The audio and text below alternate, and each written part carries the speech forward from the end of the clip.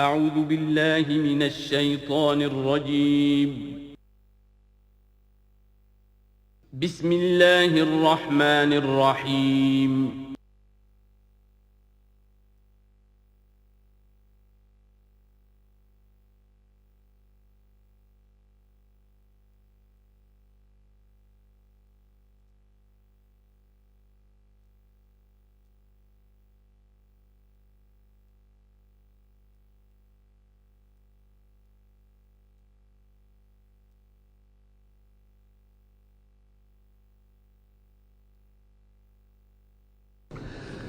اعوذ باللہ من الشیطان الرجیم بسم اللہ الرحمن الرحیم۔ سورۃ النصر کے بارے میں اکثر لوگوں کا خیال یہ ہے کہ یہ مدنی ہے، میری ذاتی رائے یہ کہ یہ بھی مکی ہے، اس لیے کہ یہاں بھی اصول وہ ہے اذا جاء نصر اللہ والفتح، جب آ جائے مدد اللہ کی اور فتح۔ میں اس سورت کو جوڑتا ہوں سورۃ الانشراح ہی کے اس آخری حصے سے، فَإِذَا فَرَغْتَ فَانصَبْ وَإِلَىٰ رَبِّكَ فَارْغَب۔ وہ تو مدنی تو نہیں ہے، وہ تو مکی صورت ہے، بڑے ابتدائی زمانے کی۔ یہ تو خبر دی جا رہی ہے کہ ایک وقت آئے گا، اور پیش کی خبر دی گئی محمد رسول اللہ صلی اللہ علیہ وسلم کو، ایک وقت آئے گا آپ اپنے مشن میں کامیاب ہو جائیں گے اور فارغ ہو جائیں گے۔ فَإِذَا فَرَغْتَ فَانصَبْ وَإِلَىٰ رَبِّكَ فَارْغَب۔ اسی رنگ میں یہ بھی ہے اِذَا جَاءَ نَصْرُ اللَّهِ وَالْفَتْحُ، جب آ جائے مدد اللہ کی اور فتح۔ وَرَأَيْتَ النَّاسَ يَدْخُلُونَ فِي دِينِ اللَّهِ أَفْوَاجًا، اور آپ دیکھ لیں لوگوں کو داخل ہوتے ہوئے اللہ کے دین میں فوج در فوج۔ فَسَبِّحْ بِحَمْدِ رَبِّكَ وَاسْتَغْفِرْ، تو پھر اس وقت آپ ہمہ تن اپنے رب کے استغفار اور تحمید میں لگ جائیے گا۔ ابھی تو یہ مشقتیں جھیلنی ہیں، ابھی تو یہ رسالت کے فرائض، آگے بڑھ کر جو مدنی دور میں جنگیں آنی ہیں، جو سخت مراحل آنے ہیں، ابھی آپ کو یہ جھیلنے ہوں گے۔ اِنَّهُ كَانَ تَوَّابًا، یقیناً اللہ تعالیٰ بہت توبہ کو قبول فرمانے والا ہے۔ ان میں چونکہ قرآن مجید میں جو مختلف مصاحف ہیں اس میں جو چیز لکھا ہوتی ہے اوپر کہ یہ مکی ہے یہ مدنی ہے، تو لوگ سمجھتے ہیں شاید یہ کہ بالکل یوں سمجھیے کہ طے شدہ چیزیں ہیں، حالانکہ کم صورتیں قرآن مجید کی جو بڑی بڑی صورتیں ان کے بارے میں تو تیقن کے ساتھ معلوم ہے، لیکن یہ کہ بعض جو چھوٹی صورتیں ان کے بارے میں بہت سے اقوال آپ کو تفسیر کی کتابوں میں مل جائیں گے۔ میں نے جتنی بھی بہرحال تحقیق کی ہے، میرے نزدیک یہ بھی مکی ہے، مدنی نہیں ہے، یہ بھی ایک خبر دی جا رہی ہے جیسے کہ سورہ انشراح میں۔ اس کی وجہ یہ کہ پھر آ رہی ہیں مکی صورتیں۔ بسم اللہ الرحمن الرحیم، تبت یدا ابی لہب وتب، بالکل ابتدائی زمانے کی صورت ہے۔ ٹوٹ گئے ہاتھ ابو لہب کے اور وہ برباد ہو گیا خود۔ واقعہ یہ ہے کہ جب حضور کو پر وہ آیت نازل ہوئی جو ہم نے پڑھی ہے سورہ ہجر میں، فاصدع بما تؤمر، پہلے 3 سال تک آپ نے دعوت جو دی ہے وہ لو کی، جسے ہم کہیں گے، کبھی بھی آپ کی دعوت انڈر گراؤنڈ نہیں تھی، اس کو تو سمجھ لیجئے، یہ تو لفظ استعمال کرنا ہی غلط ہے، لو کی۔ اور لو کی میں کیا تھا؟ پرسنل تعلق، پی پی کالز، لوگوں سے جن سے بھی تعلقات تھے، انفرادی گفتگو میں آپ اپنی دعوت پیش کر رہے تھے۔ پھر حکم آ گیا فاصدع بما تؤمر، اب ڈنکے کی چوٹ کہیے۔ تو آپ کھڑے ہوئے کوہ صفا پر، آپ نے نعرہ لگایا وا صباحا، یہ وہاں کا دستور تھا، تفصیل سے میں یہ بیان کر چکا ہوں، سارا واقعہ بیان نہیں کر سکتا۔ تو اس وقت لوگ لپک کر آئے اور ابو لہب بھی آیا آپ کا چچا۔ جب حضور نے وہاں اپنی دعوت پیش کی تو اس نے کہا تباً لکا لہذا جمعتنا، ہم سمجھے تھے کوئی بڑی اہم بات تم نے بتانی ہوگی تو ہمیں بلایا ہے، ہم پہنچ گئے ہیں اور تم نے ہمیں اس کام کے لیے جمع کیا تھا، تو تمہارے ہاتھ ٹوٹ جائیں۔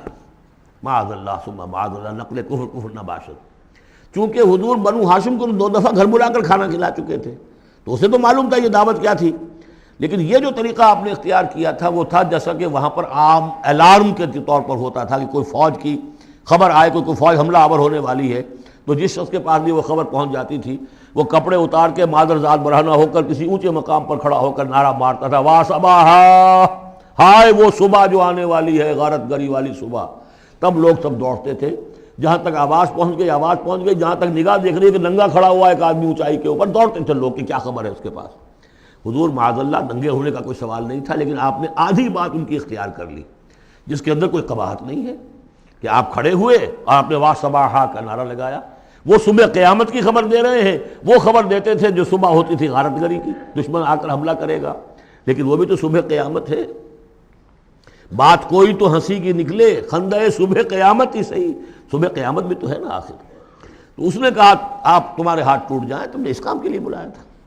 تو فرمایا تبت یدا ابی لہب وتب، اے نبی جیسے آپ کے دشمن جنہوں نے آپ کو کہا کہ اس کی تو دم ہی کٹ گئی، وہ ہوں گے جن کی دمیں کٹ جائیں گی، جن کا نام لیوا کوئی نہیں رہے گا۔ اسی طریقے سے جس نے کہا ہے کہ آپ کے ہاتھ ٹوٹ جائیں، ہاتھ اس کے ٹوٹ گئے۔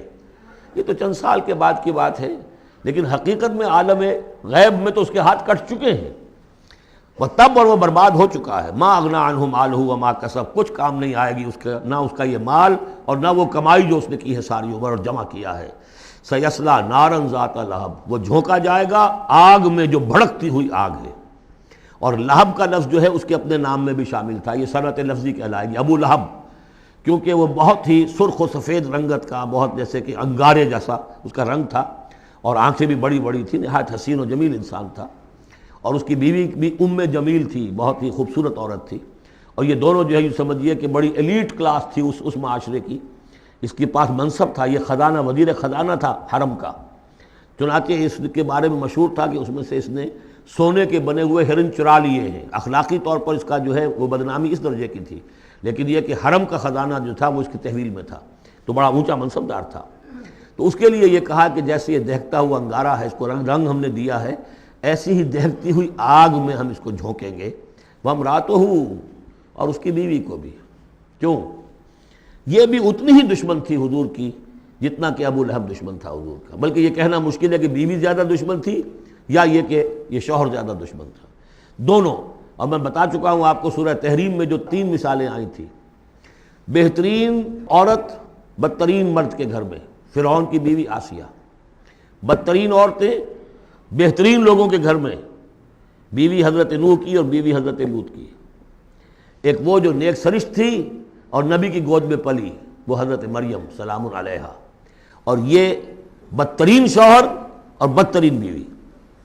وامرأتہ حمالۃ الحطب، جو اٹھانے والی ہوگی ایندھن کو۔ عام طور پر لوگ سمجھتے ہیں کہ وہ بخیل تھی، وہ ایندھن لے کے آیا کرتی تھی، یہ بات نہیں تھی، وہ بڑی اس معاشرے کی جو ہے وہ بڑی، جس کو آپ فرسٹ لیڈی کہتے ہیں، اس طرح کی خاتون تھی۔ اصل مطلب یہ ہے کہ یہ اس وقت جو حرکتیں کر رہی ہے، یہ اپنے شوہر کے آگ کے گڑھے کو اور بھڑکانے کے لیے ایندھن لا رہی ہے۔ فی جیدہا حبل من مسد، اس کے گلے میں جو یہ ہار پڑا ہوا ہے موتیوں کا، حقیقت میں یہ اس رسی کے مانند ہے جس رسی کے اوپر یہ اب جائے گی آخرت کے اندر، تو وہ لا کر ایندھن اسے باندھ کر، اور جہاں شوہر جل رہا ہوگا وہاں پہ اس کو ڈالے گی اور دہکائے گی اس آگ کو۔ یہ ہے مراد اس سے کہ در حقیقت وہ اٹھائے گی وہاں حطب لکڑیاں، اور فی جیدہا حبل من مسد، اس کے گلے کے اندر یہ جو ہار ہے یہی اس کی رسی بن جائے گا۔ سورۃ الاخلاص قرآن حکیم کی عظیم ترین سورت، جس کو حضور نے فرمایا ثلث قرآن، تہائی قرآن کی مساوی ہے، توحید باری تعالیٰ پر جامع ترین سورت، مختصر ترین اور جامع ترین۔ قل هو اللہ احد، کہہ دیجئے وہ اللہ ایک ہے، نہیں تنہا ہے۔ ایک کے لیے لفظ واحد ہے، واحد سے تو اثنان ثلاثہ شروع ہو جاتی ہے، اکیلا، دی موسٹ یونیک پرسن۔ قل هو اللہ احد، تنہا ہے، اللہ الصمد، باقی تمام مخلوقات کا وہی مرجع ہے۔ صمد کہتے ہیں بڑی چٹان کو، جس کا سہارا لیتے تھے لڑنے کے وقت، کہ پیچھے چٹان اچھی ہو تاکہ پیچھے سے دشمن جو ہے حملہ نہ کر سکے۔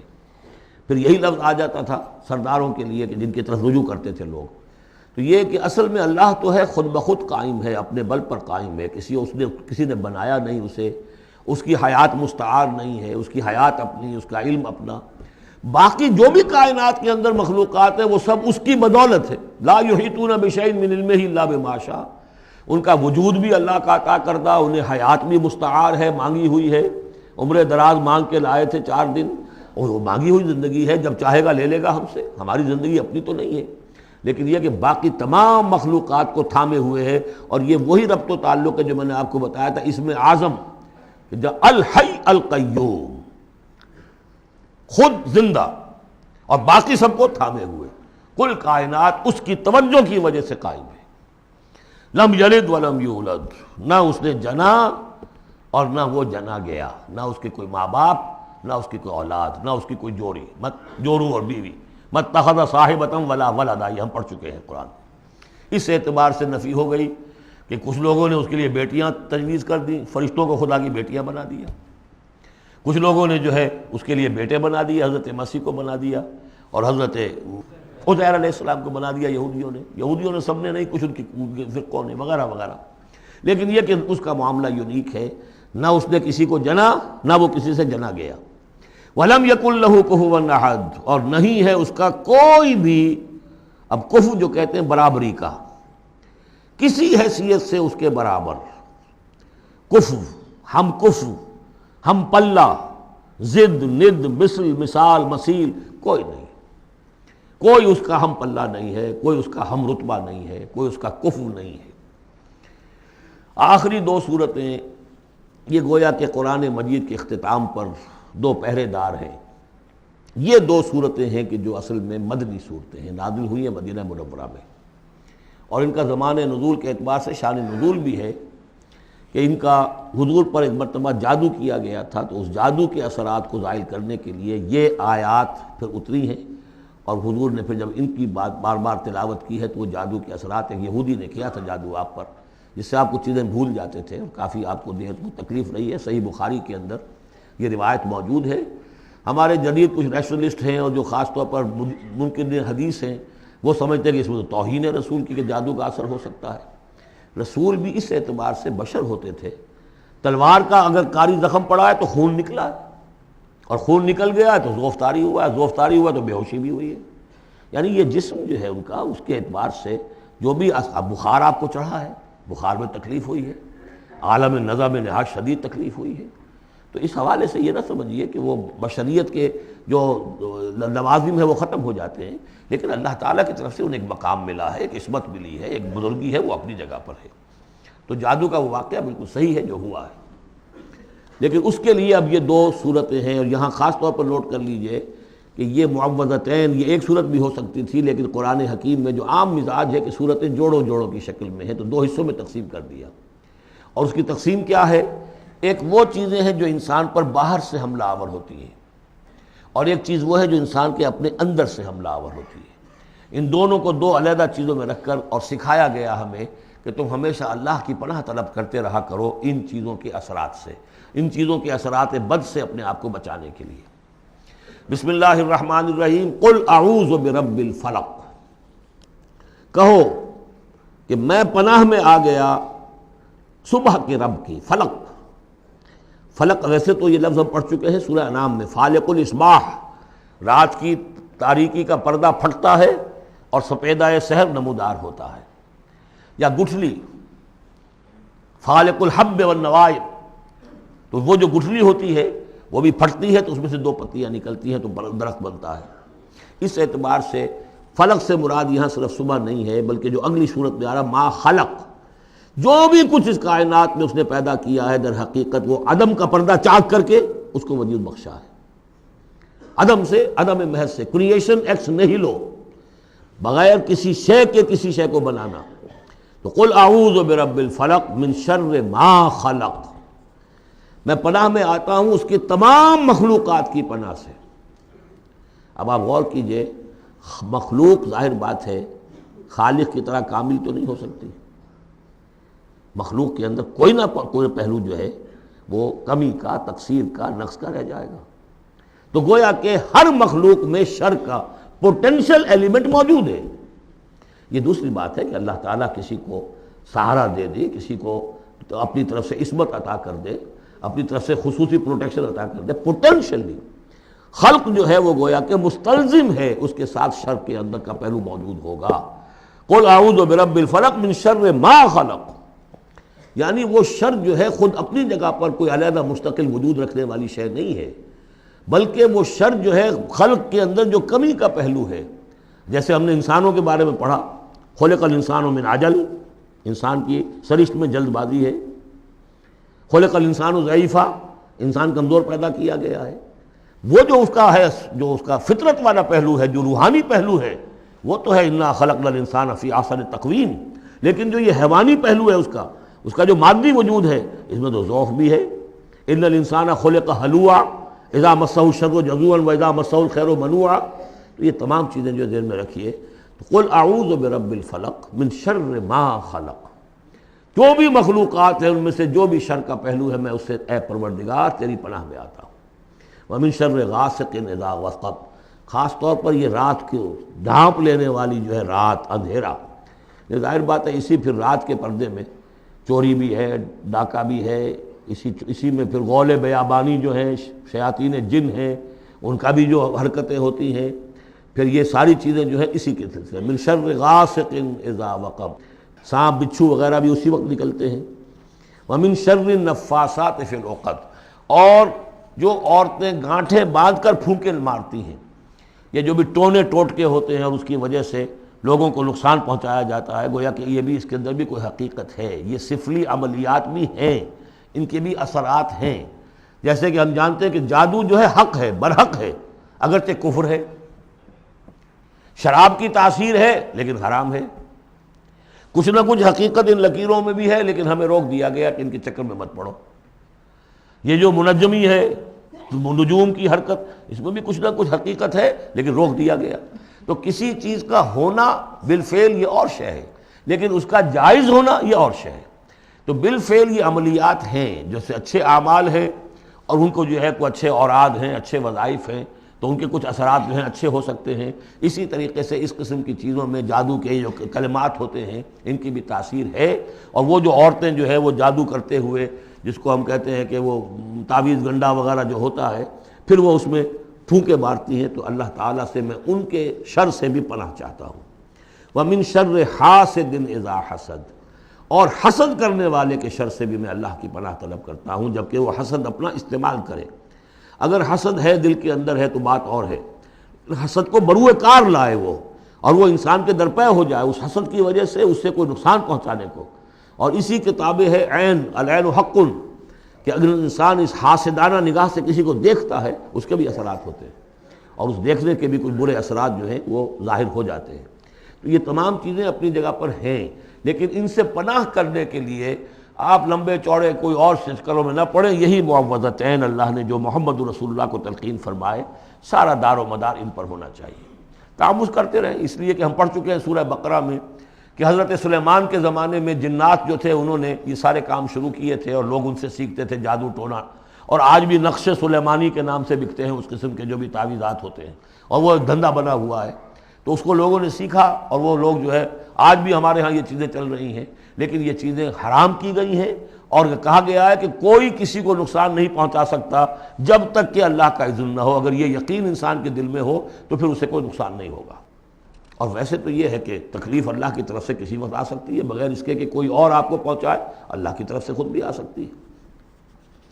سورۃ الناس اب یہ آخری سورت ہے، میرے نزدیک یہ آخری گروپ جو ہے سورتوں کا جو سورہ ملک سے شروع ہوا ہے۔ یہ دونوں پارے جو ہیں یہ سوائے ان دو صورتوں کے سب مکیات پر مشتمل ہیں صورتوں پر، اور صرف یہ دو صورتیں جو ہیں یہ مدنیات ہیں۔ اور ریسیپروکل نوٹ کر لیجئے، پہلا گروپ جو تھا اس میں مکی صورت صرف ایک تھی، سورہ فاتحہ، اور مدنی صورتیں 6.25 پارے پر پھیلی ہوئی، سورہ بقرہ، آل عمران، نساء اور مائدہ۔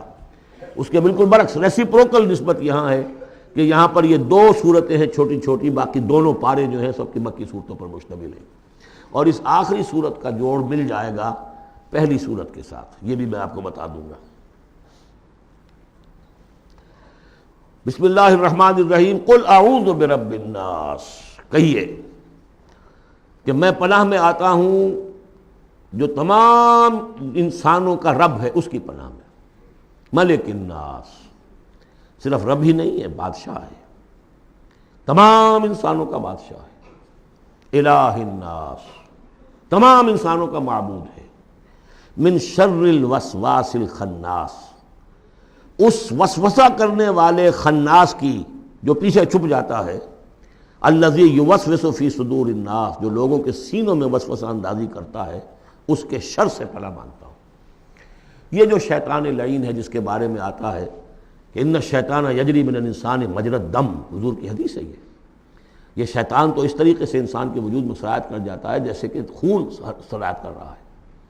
یہ شیطان جو ہے، اور یہ آپ وہ بھی پڑھ چکے ہیں، وَلَقَدْ خَلَقْنَا الْإِنسَانَ وَنَعْلَمُ مَا تُوَسْوِسُ بِهِ نَفْسُهُ، ہم نے انسان کو بنایا، ہم جانتے ہیں کہ اس کا نفس امارہ جو ہے، اڈ اور لبیڈو، اس کو اندر کیا وسوسہ اندازی کرتا رہتا ہے۔ تو شیطان کو بھی کوئی اور اختیار حاصل نہیں ہے۔ ہمارے اپنے سفلی داعیات ہمارے جو اینیمل انسٹنکٹس ہیں، ہماری جو خواہشات ہیں، شہوات ہیں، ان کو وہ بھڑکاتا ہے، جس کے لیے حدیث میں آتا ہے کہ اس کی تھوتنی جو ہے وہ زمین جو وہ دل کے اوپر ٹکا کر پھونکے مارنی شروع کرتا ہے تاکہ وہ شہوت میں اشتعال پیدا ہو جائے اور سفلی جذبات میں اشتعال پیدا ہو جائے. اس کی اس کو اللہ تعالیٰ نے طاقت دی ہے. یہ ہے وسوسہ، وسواس الخناس. اور خناس کیوں کہا؟ اگر آپ ذکر کریں گے لا حول ولا قوت الا باللہ فوراً بھاگ جائے گا. تو ذکر سے جب دل خالی ہوتا ہے، دل میں اگر اللہ کی یاد نہیں ہے تو شیطان آئے گا، تھوتنی ٹکائے گا اور پھونکے مارے گا. یہ چونکہ شیطان کی یہ ساری ترکیب انسان پر اثر انداز ہوتی ہے اس کے اپنے نفس کے وساطت سے، اندر سے، لہذا اس کے لیے یہ علیحدہ صورت جو ہے وہ قائم کر دی. قل اعوذ برب الناس ملک الناس الہ الناس من شر الوسواس الخناس الذی یوسوس فی صدور الناس من الجنۃ والناس. خواہ وہ جنوں میں سے ہوں یا انسانوں میں سے، ان میں وہ وسوسہ اندازی کرتا ہے. اب اس کو جوڑ لیجئے آپ پہلی صورت کے ساتھ. سورہ فاتحہ میں کیا ہے؟ الحمدللہ رب العالمین، قل اعوذ برب الناس، مالک یوم الدین، ملک الناس، ایاک نعبد و ایاک نستعین، الہ الناس. اس کے بعد کیا ہے؟ ہم آپ سے مدد چاہتے ہیں، اہدنا الصراط المستقیم. یہاں اس کے برعکس ہے، ہمیں اپنی پناہ میں لے لے. بات تو ایک ہی ہے، ہمیں سیدھی راہ کی ہدایت دے، ہمیں شیطان سے پروٹیکشن عطا کر دے. بات ایک ہی ہے، مضمون بالکل وہی سورہ فاتحہ کا.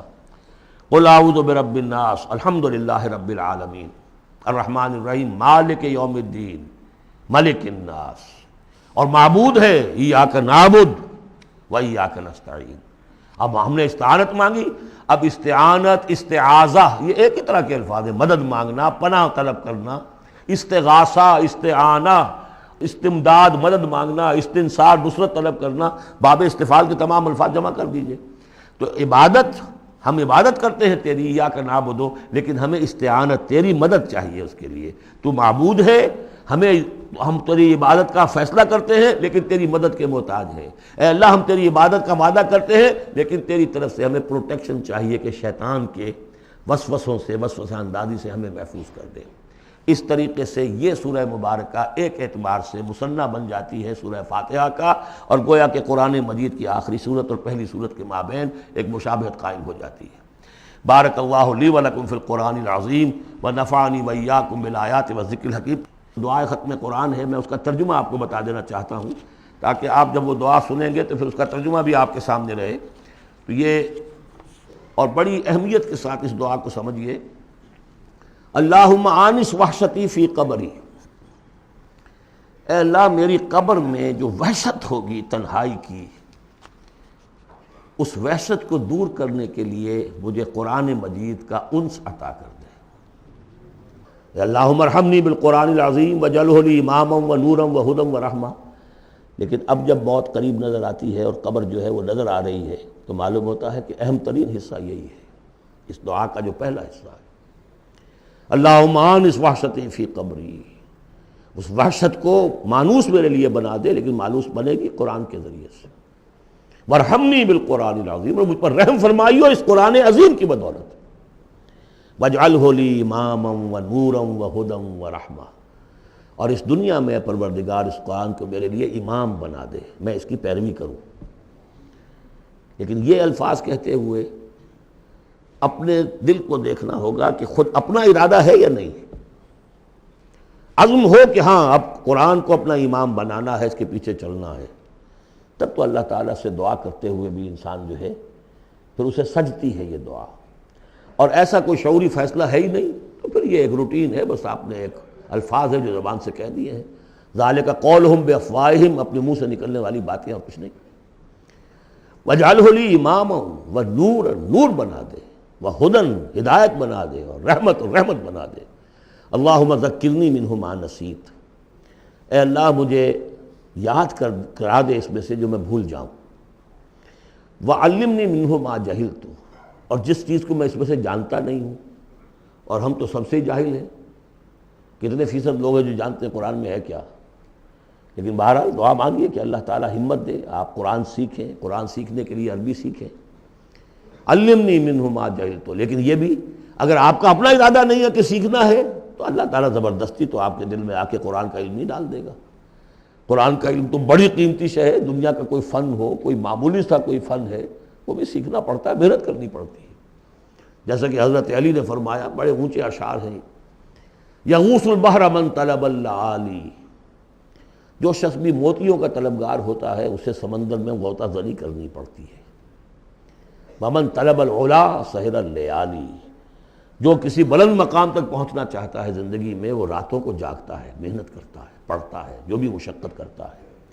ومن طلب العلا من غیر قد، اور جو کوئی بلندی کا طلبگار بن جائے بغیر کوشش کے، اضاع العمر فی طلب المحالی، پھر وہ اپنی عمر ضائع کر بیٹھتا ہے ایک محال چیز کی طلب میں۔ وہ تو ہونے والی بات نہیں ہے، یہ دنیا اللہ نے بنائی ہے کہ محنت کرو۔ تو یہ دعا مانگتے ہوئے علمنی منہ ما جہلت، تو اپنا ارادہ کریں پختگی کے ساتھ۔ فرمایا وعلمنی منہ ما جہلت وارزقنی تلاوتہ، اور مجھے اے اللہ ہمت دے، نصیب فرمائیے کہ میں اس کو پڑھتا رہا کروں، آنا اللیل و آنا النہار، رات کے اوقات میں بھی اور دن کے اوقات میں بھی۔ وَاجْعَلْهُ لِي حُجَّةٌ یا رب العالمین، اور اے تمام جہانوں کے پروردگار اس قرآن کو میرے حق میں دلیل بنا، میرے حق میں گواہ بنا، یعنی میرے خلاف نہ کر دیجو، اس لیے کہ حضور نے فرمایا ہے القرآن حجۃ لک او علیک، یہ قرآن یا تو دلیل ہے اور گواہ ہے تمہارے حق میں اور یا تمہارے خلاف۔ اگر قرآن کو پڑھو گے جیسے کہ پڑھنے کا حق ہے، سمجھو گے جیسے سمجھنے کا حق ہے، عمل کرو گے جیسے عمل کرنے کا حق ہے، اور اس کو دنیا تک پہنچاؤ گے جیسے کہ پہنچانے کا حق ہے، تو یہی قرآن تمہارا شافع بن کر کھڑا ہوگا، یہی تمہارے حق میں گواہی دے گا۔ اور جو کچھ ہم کر رہے ہیں اگر وہی ہم کرتے رہیں گے تو یہی قرآن سب سے بڑا ہمارے خلاف جو ہے استغاثہ لے کر آئے گا کہ اللہ یہ بدبخت کہتا تھا کہ یہ میں تیری کتاب ہوں، مجھے پڑھتا نہیں تھا، مانتا تھا میں تیرا کلام ہوں، سمجھتا نہیں تھا، یا سمجھتا بھی تھا عمل نہیں کرتا تھا۔ یہ سب سے بڑی دلیل ہمارے خلاف، القرآن حجۃ لک و علیک۔ اس قرآن حکیم کے ضمن میں ایک خاص دعا جو حضور سے منقول ہے، وہ دعا کیا ہے؟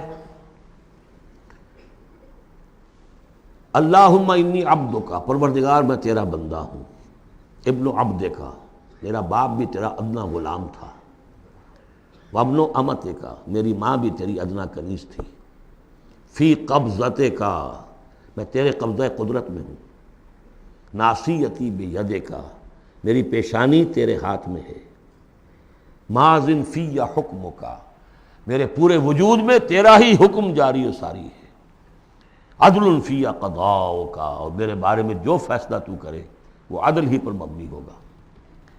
اسألک، میں تجھ سے سوال کرتا ہوں، بکل اسم ہوا لک، ہر اس نام کے حوالے سے جو تیرا ہے، قرآن میں بار بار ہم نے پڑھا فدعوہ بہا، للہ الاسماء الحسنی فدعوہ بہا، اللہ کے ناموں کے حوالے سے دعا کیا کرو۔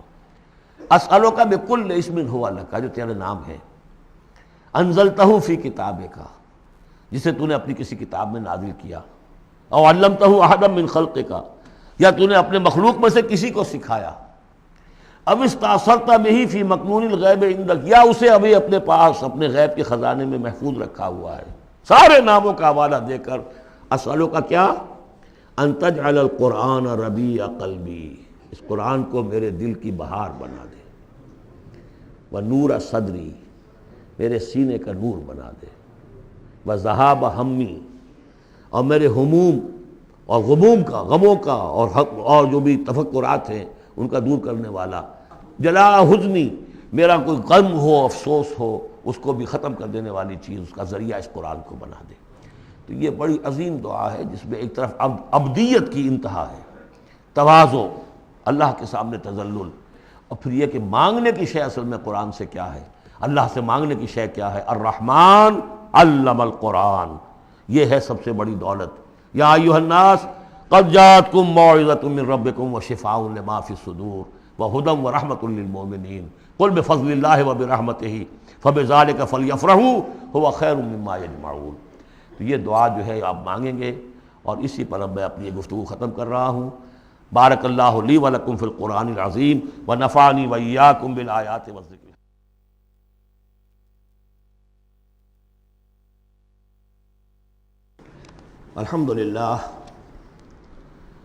الحمدللہ وکفی والصلاة والسلام علی عبادہ الذین اصطفیٰ،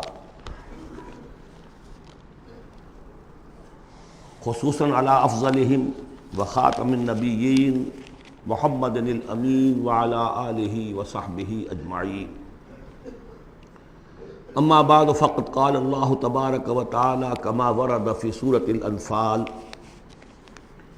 اعوذ باللہ من الشیطان الرجیم بسم اللہ الرحمن الرحیم یا ایھا الذین آمنوا استجیبوا للہ وللرسول اذا دعاکم لما یحییکم وَاعْلَمُوا أَنَّ اللَّهَ يَحُولُ بَيْنَ الْمَرْءِ وَقَلْبِهِ وَأَنَّهُ إِلَيْهِ تُحْشَرُونَ وَاتَّقُوا فِتْنَةً لَا تُصِيبَنَّ الَّذِينَ ظَلَمُوا مِنكُمْ خَاصَّةً وَاعْلَمُوا أَنَّ اللَّهَ شَدِيدُ الْعِقَابِ وَاذْكُرُوا إِذْ أَنْتُمْ قَلِيلٌ مُسْتَضْعَفُونَ فِي الْأَرْضِ تَخَافُونَ أَنْ يَتَخَطَّفَكُمُ النَّاسُ فَآوَاكُمْ وَأَيَّدَكُمْ بِنَصْرِهِ وَرَزَقَكُمْ مِنَ الطَّيِّبَاتِ لَعَلَّكُمْ تَشْكُرُونَ يَا أَيُّهَا الَّذِينَ آمَنُوا لَا تَخُونُوا اللَّهَ وَالرَّسُولَ وَتَخُونُوا أَمَانَاتِكُمْ وَأَنْتُمْ تَعْلَمُونَ وَاعْلَمُوا أَنَّمَا أَمْوَالُكُمْ وَأَوْلَادُكُمْ فِتْنَةٌ وَأَنَّ اللَّهَ عِندَهُ أَجْرٌ عَظِيمٌ. صدق اللہ العظیم. رب اشرح لي صدري ويسر لي امري واحلل عقدة من لساني يفقهوا قولي. اللهم ربنا الهمنا رشدنا واعذنا من شرور انفسنا. اللهم ارنا الحق حقا وارزقنا اتباعه وارنا الباطل باطلا وارزقنا اجتنابه. اللهم وفقنا لما تحب وترضى. اللهم اجعلنا من عبادك الذين يستمعون القول فيتبعون احسنه. آمین یا رب العالمین. میں نے اپنی اس وقت کی گفتگو کا موضوع قرار دیا ہے بحالات موجودہ مسلمانان پاکستان کے لیے قرآن حکیم کی عملی رہنمائی. قرآن مجید میں کہیں گفتگو مشرکین سے ہو رہی ہوتی تھی، کبھی منافقین سے ہو رہی ہوتی تھی، کبھی منکرین آخرت سے ہو رہی ہوتی تھی، کبھی یہود سے، کبھی نصارہ سے، کبھی مسلمانوں سے. اور یہ کہ مکی صورتوں کا اپنا رنگ اور انداز ہے اور مدنی صورتوں کا اپنا رنگ اور انداز ہے. پھر اس میں احکام الہیہ بھی آئے ہیں، عبادات کے ضمن میں آئے ہیں، معاشرتی احکام آئے ہیں، آئلی قوانین آئے ہیں، سیاسی ہدایات آئی ہیں. اب ویسے تو یہ کہ زندگی کے ہر گوشے کے لیے اور ہر آنے والے دور کے لیے اس میں ہدایت ہے، لیکن اس وقت میں نے جو عنوان معین کیا ہے وہ دو اعتبارات سے بحالات موجودہ اور خاص طور پر مسلمانان پاکستان کے لیے قرآن حکیم کی عملی رہنمائی کیا ہے. لیکن یہ کہ قرآن مجید کی وہ رہنمائی کہ جو ابدی ہے، ہمیشہ کے لیے ہے، اساسی ہے، بنیادی ہے، جو زمان و مکان کی حدود سے ماورا ہے، میں چاہتا ہوں کہ پہلے اسے بھی چند نکات کی شکل میں اس کا خلاصہ آپ کے سامنے رکھ دوں. قرآن مجید کی وہ جو تعلیم ہے ابدی، ماورائے زمان و مکان، ہر دور، ہر ملک، ہر زمانے کے مسلمان کے لیے، وہ کیا ہے؟ پہلی بات یہ ہے کہ اللہ کا حق ادا کرے. اور اللہ کا حق کیا ہے؟ توحید. توحید ایک عقیدے کی توحید ہے، اس کو مانے کہ وہ ایک ہے، اپنی ذات میں تنہا ہے، کوئی اس کا مد مقابل اور کفو نہیں ہے، نہ اس کی صفات میں نہ اس کی ذات میں. لیکن یہ کہ ایک ہے توحید عملی. اور ہم نے اس دورہ ترجمہ قرآن کے دوران 4 صورتوں میں اس توحید پر بڑی مفصل بحثیں کی ہیں. اس وقت گن لیجئے. ایک ہے عقیدے کی توحید، ایک ہے عملی توحید. عملی توحید 4 نکات پر مشتمل ہے. سب سے پہلے جو کہ سورہ زمر کا مرکزی مضمون تھا، عبادت اللہ کی، اس کے لیے اپنی اطاعت کو خالص کرتے ہوئے. عبادت میں نماز، روزہ یہ سب بھی شامل ہیں، لیکن یہ کہ وہ عبادت جس کے ساتھ اطاعت اللہ کی خالص نہیں ہو رہی. اطاعت منقسم ہے، کہیں اپنے نفس کی اطاعت ہو گئی اللہ کی اطاعت کو پس پش ڈال کر. فرمایا فرأیت من اتخذ الہہ ہواہ، کیا تم نے دیکھا اس شخص کو جس نے اپنے خواہش نفس کو ہی خدا بنا رکھا ہے؟ وہ مطاع ہے اس کا، کہتا ہے لا الہ الا اللہ اور بنا رکھا ہے خواہش نفس کو الہ. وما امروا الا لیعبدوا اللہ مخلصین لہ الدین حنفاء، عبادت اللہ کی لیکن اس کے لیے اپنی اطاعت کو خالص کرتے ہوئے. اب اس میں یہ ہے کہ وہ خالص اطاعت کلی اطاعت ہوگی. یا ایھا الذین آمنوا ادخلوا فی السلم کافہ، اگر اللہ کی اطاعت کچھ حصے میں کی جائے زندگی کے کچھ میں نہ کی جائے، گویا کہ آپ نے تقسیم کر لیا اطاعت کو. اس پر جو وعید آئی ہے افتؤمنون ببعض الکتاب وتکفرون ببعض فما جزاء من یفعل ذلک منکم الا خزی فی الحیاۃ الدنیا ویوم القیامۃ یردون الی اشد العذاب. کیا تم ہماری کتاب اور شریعت کے ایک حصے کو مانتے اور ایک کو نہیں مانتے؟ تو جو کوئی بھی یہ روش اختیار کرے گا دنیا کی زندگی میں، اس کا اس کے سوا کوئی اس کی سزا نہیں ہے کہ دنیا میں تو ذلیل و خوار کر دیے جائے اور قیامت کے دن شدید ترین عذاب میں جھونک دیے جائے. تو یہ عبادت ہوگی مخلصین لہ الدین. اسی کا ایک اور پہلو ہے دعا. الدعاء مخ العبادہ، الدعاء هو العبادہ. سورہ مومن کا مرکزی مضمون وہ تھا فادعوا اللہ مخلصین لہ الدین. دعا تو کرو لیکن تم اطاعت بھی خالص اس کی کرتے ہو کہ نہیں؟ اگر وفاداری تمہاری اللہ کے ساتھ پوری نہیں تو کس منہ سے دعا کر رہے ہو؟ وہ حدیث میں سنا چکا ہوں کہ ایک شخص حج کے لیے پہنچ گیا ہے اور وہ پہنچا ہوا ہے جبل رحمت پر اور ہاتھ اٹھا کے دعائیں مانگ رہا ہے، یا رب یا رب. وَأَنَّىٰ يُسْتَجَابُ لِذَٰلِكَ، اس کی دعا کیسے قبول ہو؟ وَمَطْعَمُهُ حَرَامٌ وَمَلْبَسُهُ حَرَامٌ وَغُذِّيَ بِالْحَرَامِ، اس کا کھایا ہوا حرام کا ہے، پہنا ہوا حرام کا ہے، اس کا جسم حرام کی آمدنی سے اور اس کے کھانے پینے سے بنا ہوا ہے. تو دعا مخ العبادہ هو العبادہ، لیکن دعا بھی وہی کہ جو مخلصین لہ الدین، اس حال میں کی جا رہی ہو کہ بندے نے یکسو ہو کر اپنی کل اطاعت کو اللہ کے لیے بنا دیا. اس سے اگلا قدم ہوتا ہے ان فرد سے ایک دوسرے فرد کو دعوت. اب اسی کے داعی بن کر کھڑے ہو جاؤ. اب لوگوں کو بھی اسی کی دعوت دو، وہ بھی اللہ کی بندگی کریں مخلصین لہ الدین، وہ بھی اللہ کو پکاریں مخلصین لہ الدین. وَمَنْ أَحْسَنُ قَوْلًا مِّمَّنْ دَعَا إِلَى اللَّهِ وَعَمِلَ صَالِحًا وَقَالَ إِنَّنِي مِنَ الْمُسْلِمِينَ. یہ سورہ حامیم السجدہ کی مرکزی آیت ہے. چوتھا اور آخری مرحلہ یہ ہے کہ یہ کیسے ہوگی مخلصین لہ الدین کی پوزیشن اگر جس ملک میں آپ رہ رہے ہیں وہاں قانون تو کسی اور کا چل رہا ہے، عدالتیں اس قانون پر فیصلے کر رہی ہیں، نظام جو ہے معاشی وہ کسی اور نظام پر چل رہا ہے، وہ سودی کاروبار ہو رہا ہے اور سودی لین دین ہو رہا ہے، پورا بزنس اس پر ہے، پوری انڈسٹری اسی پر ہے، پوری حکومت اس پر ہے. تو ہم بھی تو اسی کے فرد ہیں نا، شہری ہیں اسی ملک کے، اسی ریاست کے، اسی معاشرے میں رہتے ہیں. تو یہ مقصد تو اسی وقت پورا ہوگا جب کہ پورے نظام زندگی پر اللہ کی اطاعت کا سکہ قائم ہو جائے. اس کا نام ہے اقامت الدین. چنانچہ سورہ شورى پھر چوتھے نمبر پر جو آئی اس کا مرکزی مضمون کیا تھا؟ شرع لکم من الدین ما وصى به نوحا والذی اوحینا الیک وما وصینا به ابراہیم وموسیٰ وعیسیٰ ان اقیموا الدین ولا تتفرقوا فیہ. اس لیے کہ قرآن مجید تو کہتا ہے ومن لم یحکم بما انزل اللہ فاولئک هم الکافرون. ہماری عدالتوں میں فیصلے اللہ کے قانون کے مطابق تو نہیں ہو رہے، تو فیصلے کرانے والے، فیصلے کرنے والے، فیصلے ماننے والے، فیصلے ایگزیکیوٹ کرنے والے، فیصلوں کی تنفیذ کرنے والے، وہ سب کیا ہوئے؟ وَمَن لَّمْ يَحْكُم بِمَا أَنزَلَ اللَّهُ فَأُولَٰئِكَ هُمُ الظَّالِمُونَ، وہی تو مشرک ہیں. وَمَن لَّمْ يَحْكُم بِمَا أَنزَلَ اللَّهُ فَأُولَٰئِكَ هُمُ الْفَاسِقُونَ، وہی تو باغی ہیں ہمارے. تو مطلب یہ ہے کہ اس صورتحال سے نکلنے کی صرف ایک شکل ہے، دین کو قائم کرنے کی جد و جہد ہمہ تن ہمہ وقت. اس نظام باطل کو ریکنسائل نہ کیا جائے اس سے ذہناً قلباً. live under it if you have to live it but under protest.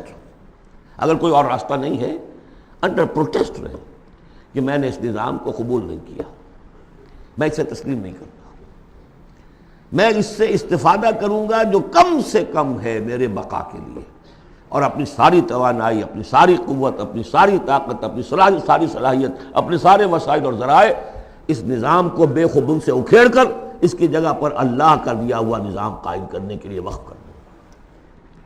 اس کے علاوہ کوئی شکل نہیں ہے اسی کے نام ہے تکبیر رب، رب کو بڑا کرو، وَرَبَّكَ فَكَبِّرْ۔ اسی کا مطلب ہے، اسی لیے حضور بھیجے گئے، هُوَ الَّذِي أَرْسَلَ رَسُولَهُ بِالْهُدَى وَدِينِ الْحَقِّ لِيُظْهِرَهُ عَلَى الدِّينِ كُلِّهِ۔ اسی کے لیے آیا قَاتِلُوهُمْ حَتَّى لَا تَكُونَ فِتْنَةٌ وَيَكُونَ الدِّينُ كُلُّهُ لِلَّهِ۔ یہ تمام اصطلاحات ہیں، عباراتنا شتیٰ وحسنک واحد، مطلب کیا ہے؟ دین کو قائم کرو، دین کے مکمل نظام کو برپا کرو، تاکہ زندگی اپنے تمام ایسپیکٹس، اپنے تمام پہلوؤں سمیت انفرادی اور اجتماعی زندگی کے تمام گوشے اللہ کی اطاعت کے اندر آ جائے۔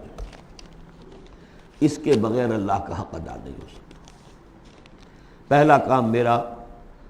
پہلا کام ہے اللہ کا حق ادا کرنا، اسی لیے فرمایا وما خلقت الجن والانس الا لیعبدون، لیکن اس عبادت کے یہ لوازم ہیں، فاعبدوہ مخلصین لہ الدین، فادعوہ مخلصین لہ الدین، اسی کی دعوت دوسروں کو دو، ادعو الی سبیل ربک بالحکمت والموعظۃ الحسنۃ وجادلہم باللتی احسن، اور اللہ کے دین کو بتمام و کمال قائم کرنے کے لیے تن من دھن لگا دو۔ اب آئیے اللہ کے بعد دوسرا حق ہم پر ہے رسول کا صلی اللہ علیہ وسلم، جن کی بدولت ہمیں یہ ہدایت نصیب ہوئی، ہمارے ماں باپ کو ان کے ماں باپ سے ملی، ان کو ان کے ماں باپ سے ملی۔ اس میں حضور صلی اللہ علیہ وسلم کی محنتیں ہیں، آپ کے صحابہ کی، محمد رسول اللہ والذین معہ کیسی کیسی مشقتیں جھیلی ہیں، تب یہ دین پھیلا تھا اور تب یہ دین غالب ہوا تھا۔ ان کا کیا حق ہے ہمارے اوپر؟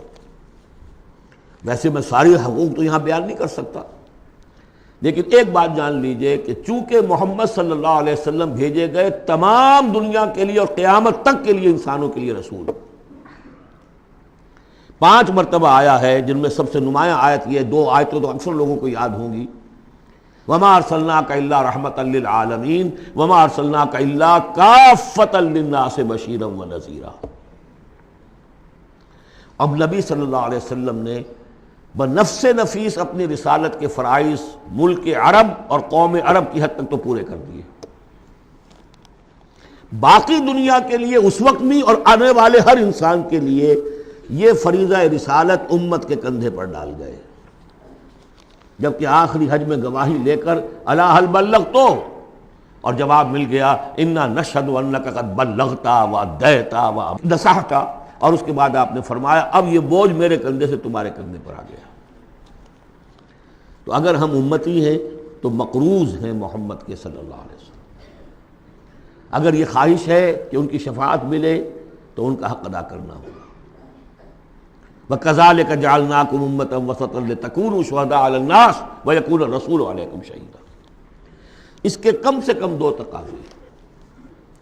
پہلا تقاضا تو ایک قرآن کی تبلیغ کر دینا ایک ایک فرد نوع بشر کو اس امت کے ذمے ہے۔ اگر قرآن پہنچایا نہیں تو محمد کی رسالت کا پیغام ان تک نہیں پہنچا، امت کیا جواب دے گی قیامت کے دن؟ اے اللہ ان کے حوالے تھا کام، یہ قرآن کے کسٹوڈینز تھے۔ حضور نے فرمایا تھا فَلْيُبَلِّغِ شَاهِدُ الْغَائِبَ، میں تمہیں قرآن دے کر جا رہا ہوں، قَدْ تَرَكْتُ فِيكُم مَّا إِنْ اعْتَصَمْتُم بِهِ لَن تَضِلُّوا أَبَدًا، اب پہنچاؤ اسے۔ تو ایک تو ہے قرآن کا پہنچانا، اور دیکھیے وہ یاد کر لیجیے سورہ نام کی آیت اوحی الی ھذا القرآن لانذرکم بہ ومن بلغ، یہ قرآن مجھ پر وحی کیا گیا تاکہ تمہیں بھی خبردار کر دوں، اور جن تک یہ قرآن پہنچ جائے اس تک گویا کہ میرا انذار پہنچ جائے گا، لیکن پہنچائے گا کون؟ میرا امت ہی پہنچائے گا۔ نمبر 2، یہ جو پہنچانے کا اور یہ جو حضور کا قرض ہم پر ہے ہمارے کندھے پر، اجتماعی سطح پر اس کا کم سے کم تقاضا یہ ہے کہ دنیا کے کسی ایک سائزیبل ملک میں وہ پورا نظام قائم کر کے دکھا دیا جائے عملاً، تاکہ دنیا دیکھ لے کہ یہ کوئی یوٹوپیا نہیں ہے، یہ خیالی جنت نہیں ہے، دیکھ لے کہ اس کی برکات کیا ہے، دیکھ لے کہ کس طرح کا معاشرہ وجود میں آتا ہے، کیسا معاشی انصاف ہوتا ہے، کیسی حریت کا جو ہے یہاں پر مظاہرہ ہے، مادر پدر آزادی نہیں لیکن حریت ہے، وہ کمیونزم والی مساوات نہیں لیکن سب کی تمام بنیادی ضرورتوں کی کفالت کی ذمہ داری ہے۔ حضرت عمر نے فرمایا کہ اگر کوئی کتا بھی بھوکا مر گیا دجلہ و فرات کے کنارے تو عمر ذمہ دار ہوگا۔ وہ ساری خوبیاں جن کے لیے کہ انسان دوڑ رہا ہے، بھاگ رہا ہے، کبھی مشرق کبھی مغرب، کبھی فرینچ ریولوشن کبھی بولشوک ریولوشن، یہ سب کاہے کے لیے؟ In search of a just social order. ظلم سے، ایکسپلائٹیشن سے بچ کر کسی طریقے سے کوئی نظام ایسا ہو کہ جس میں عدل ہو، انصاف ہو، اکویٹیبل ڈسٹریبیوشن آف ویلتھ ہو۔ جب تک ہم اس کو قائم کر کے نہیں دکھا دیں گے، ہم یہ نہیں کہہ سکیں گے کہ ہم نے اللہ کے نبی کا حق ادا کر دیا۔ دنیا کہے گی یہ کہتے ضرور ہے ہمارے پاس اعلیٰ نظام ہے، اگر واقعتاً سمجھتے تو قائم نہ کرتے اپنے ہم، تو ہماری کیفیت جو ہے وہ ہمارے اس قول کی نفی کر دے گی۔ گویا کہ اللہ کا حق بھی ادا نہیں ہوتا جب تک کہ پورا نظام قائم نہ کیا جائے، اور رسول کا قرض بھی ادا نہیں ہوتا جب تک کہ اللہ کے دین کا پورا نظام قائم نہ کیا جائے۔ اب آئیے تیسرا حق ہے بندوں کا، حقوق العباد، جس کے بارے میں کہا گیا کہ اللہ تعالیٰ اپنے حقوق میں تو کوئی کمی برداشت بھی کر لے گا، معاف بھی کر دے گا، لیکن بندوں کے نہیں۔ بندوں کا حق کیا ہے؟ بندوں کا حق یہ ہے کہ انہیں عدل ملے، انصاف ملے، ان کے حقوق غصب نہ کیے جائیں۔ اس کے لیے دیکھیے قرآن مجید جو ہم نے پڑھا ہے، کس ریپیٹیشن کے ساتھ بات آئی ہے، جو چیز کہ ہمارے ذہنوں سے نکل گئی۔ ہم نے مذہب کو بنا دیا ہے صرف آخرت کی چیز، اسلام اس دنیا کی شے ہے، ہم نے بنا دیا اسے آخرت کی شے۔ لہذا نتیجہ کیا نکلا ہے کہ لوگوں نے کہا، مارکس نے کہا، religion is the opium of the masses. اب سب کچھ آخرت میں مل جائے گا، یہاں ظلم سہ لو، برداشت کر لو، سرمایہ داروں کے، جاگیرداروں کے، اور جو سرداران قبائل ہیں ان کے سب ظلم سہو، برداشت کرو، اور تمہیں اللہ کے ہاں آخرت میں مل جائے گا۔ قرآن کا نظریہ تو یہ نہیں ہے۔ قرآن کا ہم پڑھ چکے، سورہ آل عمران میں فرمایا اللہ خود قائم بالقسط ہے، عدل کا قائم کرنے والا۔ انبیاء کو کیوں بھیجا؟ اللہ اکبر، وہ آیت سورہ حدید کی آیت نمبر 25، لقد ارسلنا رسلنا بالبینات وانزلنا معهم الکتاب والمیزان لیقوم الناس بالقسط۔ ہم نے اپنے رسول بھیجے معجزات دے کر، ہم نے کتاب نازل فرمائی، ہم نے میزان نازل فرمائی، حقوق اور فرائض کا توازن، حقوق اور فرائض کا توازن۔ کس لیے یہ سب کچھ ہم نے نازل کیا؟ یہ کھکیڑ کس لیے بول لیا؟ Was it an exercise in futility? لیقوم الناس بالقسط، تاکہ لوگ عدل پر قائم ہوں۔ اور ہم نے لوہا بھی اتارا ہے جس میں جنگ کی صلاحیت ہے، جو لوگ ظلم چھوڑنے پر آمادہ نہ ہو، لوہے کی طاقت سے ان کے سر کچلے جائے، تاکہ اللہ دیکھ لے کہ میرے کون سے بندے ہیں جو میرے وفادار ہیں، میرے نظام عدل قسط کو قائم کرنے کے لیے تن من دھن لگاتے ہیں، جانے دینے کو تیار ہیں۔ آیت نمبر 25 سورہ حدید کی، نظام عدل و قسط، انزال کتب، ارسال رسل، ان سب کا تھیم کیا ہے؟ یہاں عدل و انصاف قائم کرنا۔ حضور سے کہہ دیا گیا، یہ سورہ شورى کی آیت یاد کر دیجیے، آیت نمبر 15، کہہ دیجئے وَأُمِرْتُ لِأَعْدِلَ بَيْنَكُمْ، دیکھو میں تمہارے مابین عدل قائم کرنے آیا ہوں۔ مسلمانوں سے کہا گیا سورہ نساء میں، یا ایھا الذین آمنوا کونوا قوامین بالقسط شہداء للہ، اہل ایمان عدل کو، قسط کو قائم کرنے والے بن کر کھڑے ہو جاؤ پوری طاقت کے ساتھ، اور اللہ کی گواہی دو، اس لیے کہ اللہ جو ہے وہ خود قائم بالقسط ہے، اس کی گواہی اسی طرح ہوگی کہ تم اس کے نظام عدل و قسط کو قائم کرو۔ یہی مضمون پھر دہرا کر سورہ مائدہ میں آ گیا، یا ایھا الذین آمنوا کونوا قوامین للہ شہداء بالقسط، کھڑے ہو جاؤ اللہ کے لیے۔ لیکن اللہ کے لیے کھڑا ہونا کیا ہے؟ اللہ کو کھانا دینا ہے، روٹی دینی ہے، کیا دینا ہے؟ اللہ کے لیے کھڑے ہو جانے کا مطلب ہے اس کے دیے ہوئے نظام عدل و قسط کو قائم کرو۔ یہ ہے دین، جس کا یہ پہلو جو ہے سرے سے نگاہوں سے اوجھل ہے۔ انسانوں کا حق ہے ان کو ظلم سے نجات دلائی جائے۔ حضور کی اپنی شان تھی، یضع عنہم اسرہم والاغلال اللاتی کانت علیہم، آ کے آپ نے دنیا کو وہ جو طوق ان کے گردنوں میں پڑے ہوئے تھے، بادشاہوں کی غلامی کے طوق، ان سے نجات دلائی ہے، سرمایہ داروں کی غلامی کے طوق، اس سے نجات دلائی ہے، سود کی جڑ کاٹ کر سرمایہ داری کی جڑ کاٹ دی، اور بادشاہت کی جڑ کاٹ کر برابر، تم سب کے سب برابر ہو، بادشاہ صرف ایک وہ ہے، سروری زیبا فقط اس ذات بے ہمتا کو ہے، حکمراں ہے ایک وہی باقی بتان آدری، یا ایھا الناس کونوا عباد اللہ اخوانا، سب کے سب اللہ کے بندے بن جاؤ، تم میں سے کوئی آقا نہیں ہے، سب کے سب بندے بن جاؤ، آپس میں بھائی بھائی بن جاؤ۔ اور اس کی آخری بات آپ کو بتاؤں گا، سعد بن ابی وقاص رضی اللہ تعالیٰ عنہ، جب مسلمانوں نے حملہ کیا ایران پر تو رستم سپہ سالار افواج جو تھا ایران کا، اس نے یہ سوال کروایا کہ آپ ہم پر کیوں چڑھ دوڑے ہیں؟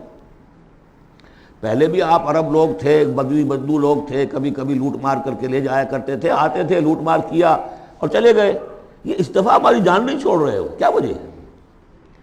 سعد ابن ابی وقاص رضی اللہ تعالیٰ عنہ غالباً رشتے میں حضور کے ماموں لگتے ہیں، اور صحابی اتنے درجے کے ہیں، عشرہ مبشرہ میں سے ہیں، اور ایک ہی صحابی ہے حضور کا جس کے لیے حضور نے کہا ہے کہ تم پر میرے ماں باپ قربان۔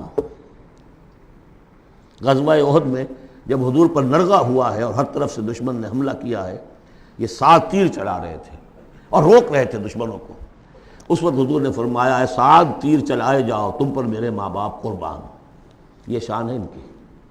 ان کا جواب یہ تھا کہ اس مرتبہ ہم خود نہیں آئے، لوٹ مار کرنے نہیں آئے، انا قد ارسلنا، اب تو ہمیں بھیجا گیا ہے، we are on a mission, اللہ نے بھیجا اپنے رسول کو، اللہ کے رسول نے بھیجا ہمیں۔ And what's the mission? لِنُخْرِجَ النَّاسَ مِنْ ظُلُمَاتِ الْجَهَالَةِ إِلَى نُورِ الْإِيمَانِ، لوگوں کو نکالیں جہالت اور جاہلیت کی تاریکیوں سے ایمان کی روشنی کی طرف۔ وَمِنْ جَوْرِ الْمُلُوكِ إِلَى عَدْلِ الْإِسْلَامِ، بادشاہوں کے ظلم و ستم کے پنجے سے نجات دلا کر اللہ کے نظام عدل سے، نظام خلافت راشدہ، جہاں جو اس وقت دنیا کی عظیم ترین مملکت کا جو فرما روا تھا اس کے کپڑوں میں پیوند لگے ہوئے تھے۔ ایرانی سے سفیر آیا تھا دیکھنے کے لیے، اور مدینے میں پوچھا تھا حضرت عمر کے زمانہ خلافت میں، اے نا ملککم، تمہارا بادشاہ کہاں ہوتا ہے؟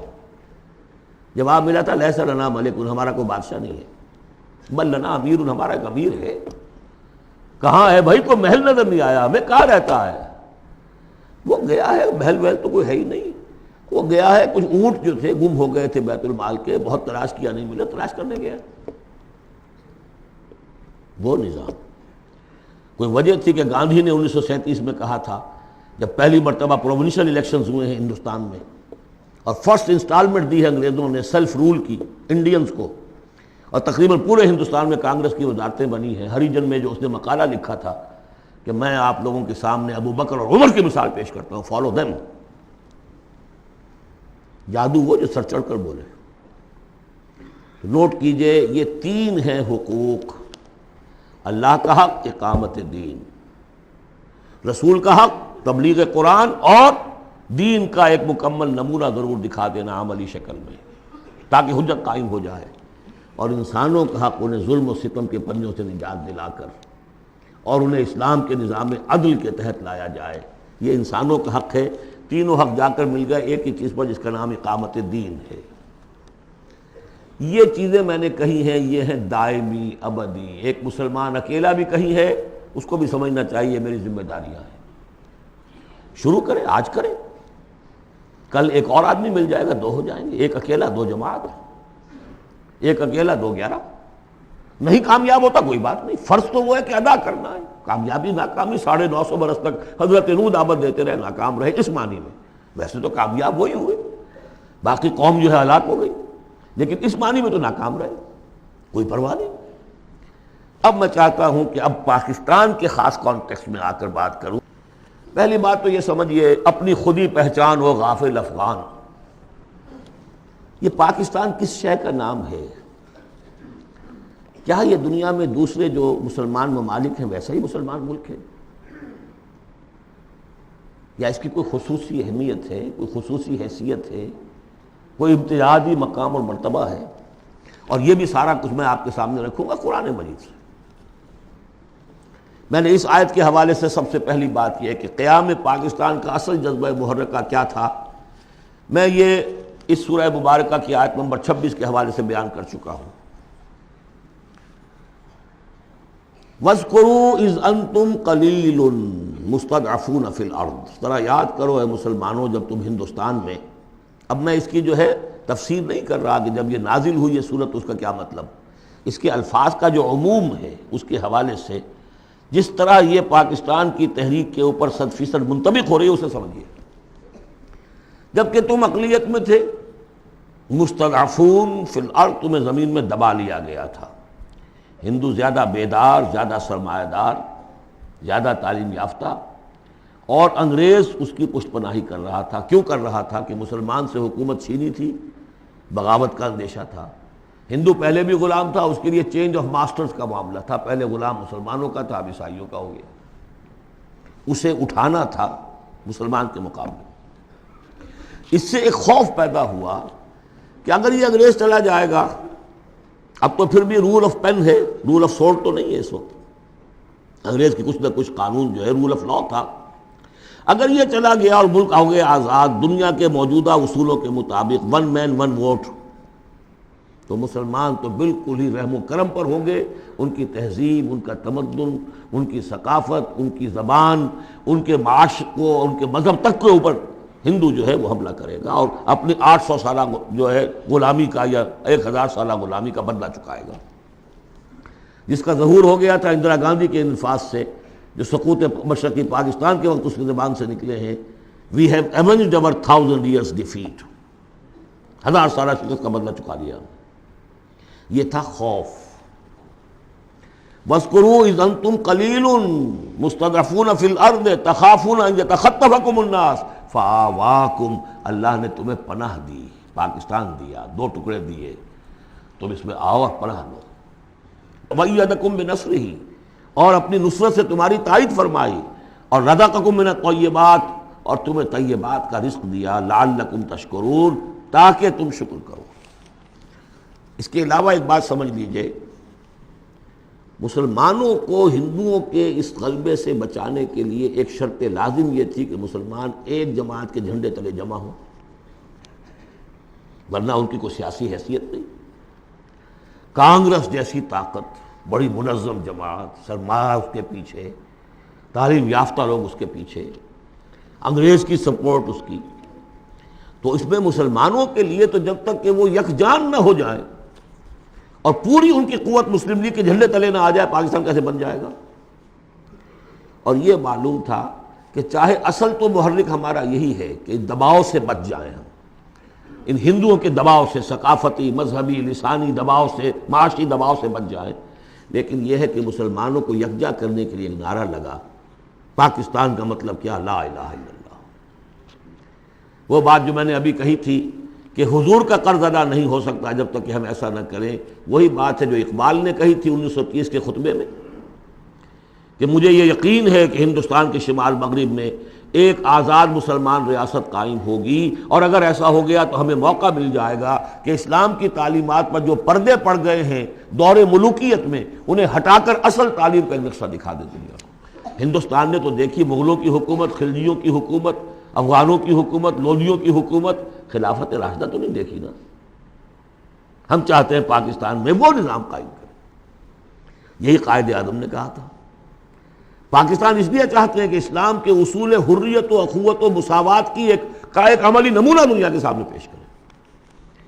اور پھر جو دعائیں مانگی گئی تھی، بہت سے جو میری عمر سے کم عمر کے لوگ ہیں انہیں تو بہرحال یاد نہیں ہو سکتا، لیکن میری عمر کے لوگ یا مجھ سے بڑوں کو تو یاد ہے، ہم نے نعرے لگائے، دعائیں مانگی گڑ گڑا کر، اور وہ دعائیں یہ تھیں کہ اے اللہ تو ہمیں یہ ملک دے دے، ہم تیرے دین کا بول بالا کریں گے۔ 52 برس پاکستان کے ہو گئے، اس میں کتنا اسلام ہم نے نافذ کیا، کہاں ہے وہ اصول حریت و اخوت و مساوات؟ وہی سودی نظام، وہی جاگیرداری نظام، خواجہ از خون رگے مزدور سازد لال ناب، از جفائے دہ خدایاں کشتے دہ کانا خراب، انقلاب ہے انقلاب۔ یہ اقبال کہتا ہوا مر گیا۔ سرمایہ دار نے مزدور کے رگوں سے سرخ خون کشید کر کے شراب بنائی ہے جسے وہ شام کو بیٹھ کر پیتا ہے، اور زمیندار اور جاگیردار وہ کسانوں کی جو محنت کا اور خون پسینے کی کمائی اسے وہ عیش کرتے۔ انقلاب انقلاب، لیکن وہ 52 برس ہو گئے، انقلاب تو نہیں آئے، وہی نظام۔ گویا کہ ہم نے اللہ سے بد عہدی کی، اس بد عہدی کی سزا کیا ہے؟ نفاق ہم پر مسلط کر دیا گیا۔ سورہ توبہ کی 3 آیات منافقین کی ایک خاص قسم بیان فرمائی، وَمِنْهُمْ مَنْ عَاهَدَ اللَّهُ، جنہوں نے اللہ سے عہد کیا تھا، لَئِنْ آتَانَا مِنْ فَضْلِهِ، اگر اللہ ہمیں فضل سے نواز دے گا، غنی کر دے گا، لَنَصَّدَّقَنَّ وَلَنَكُونَنَّ مِنَ الصَّالِحِينَ، خوب صدقہ خیرات کریں گے بالکل نیک ہو جائیں گے۔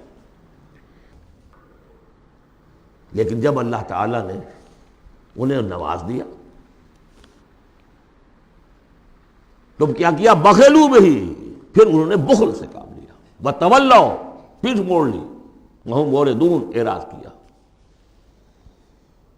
نتیجہ کیا نکلا؟ فَعَاقَبَهُمْ نِفَاقًا فِي قُلُوبِهِمْ، اللہ نے ان کے دلوں میں نفاق ڈال دیا۔